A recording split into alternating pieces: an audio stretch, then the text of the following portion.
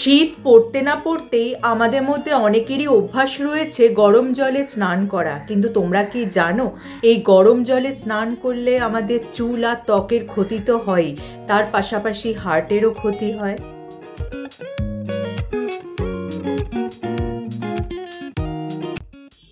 Hello friends, welcome back to my channel. আমার সব বন্ধুরা কেমন আছো?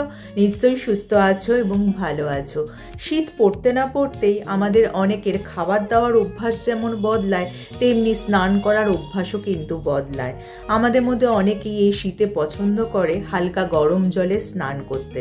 হালকা গরম জলে স্নান করার অনেক উপকারিতাও রয়েছে, যেমন সারাদিনের ক্লান্তি দূর হয়। সারাদিনের ভারী ওয়ার্কআউট করার পর অনেকেই গরম জলে স্নান করতে পছন্দ করে, বা সারাদিনের ক্লান্তি দূর করতেও কিন্তু অনেকে পছন্দ করে হালকা গরম জলে স্নান করা।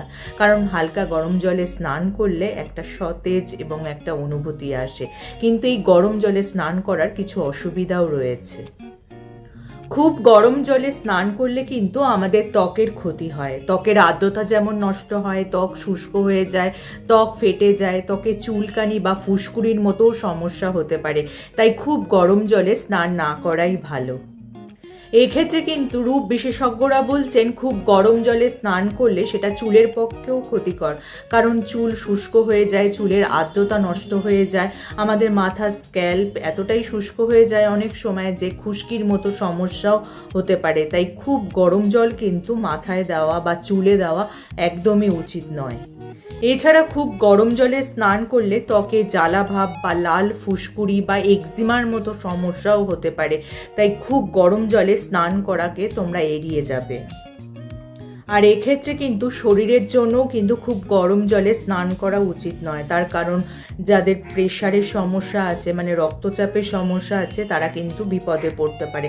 কারণ খুব গরম জলে স্নান করলে রক্তচাপ কমে যায়, কারণ রক্তনালীগুলি খুব গরম জল হলে প্রসারিত হয়। তাই হঠাৎ করে রক্তচাপের পরিবর্তন হতে পারে। যদি হার্টের রোগীরা বা এমনি হার্টের প্রবলেম আছে বা রক্তচাপের সমস্যা আছে, এমন লোকেরা কিন্তু খুব গরম জলে স্নান করবে না। তাদের কিন্তু তাদের মাথা ঘোরার মতো সমস্যাও হতে পারে।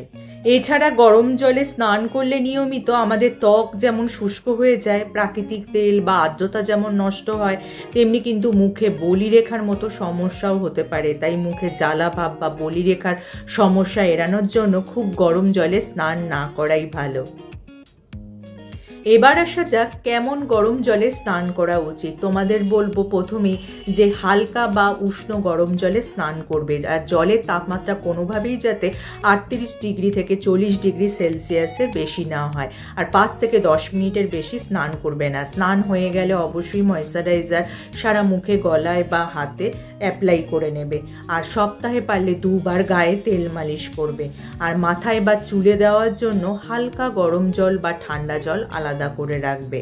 তাহলে যদি এই টিপসগুলি তোমরা মেনে চলো, তাহলে এই শীতকালে কিন্তু তোমাদের ত্বক আর চুল ভালো থাকবে এবং কোনো সমস্যাও হবে না। তাহলে যদি আজকে আমার ভিডিওটা তোমাদের কাজের মনে হয় বা তোমাদের উপকারে আসে, লাইক আর শেয়ার করে দিতে একদমই ভুলো না। যারা আমার এই চ্যানেলটা প্রথম দেখছো, চ্যানেলটাকে অবশ্যই সাবস্ক্রাইব করে নিও এরকম উপযোগী ভিডিও আরও দেখার জন্য। তার পাশে যে বেল আইকনটা আছে ওটা প্রেস করে অন করে দিও, যার ফলে যখনই আমি ভিডিও আপলোড করব নোটিফিকেশন তোমাদের কাছে পৌঁছে যাবে। আজ তাহলে আসি, আবার দেখা হবে আগামী পর্বে।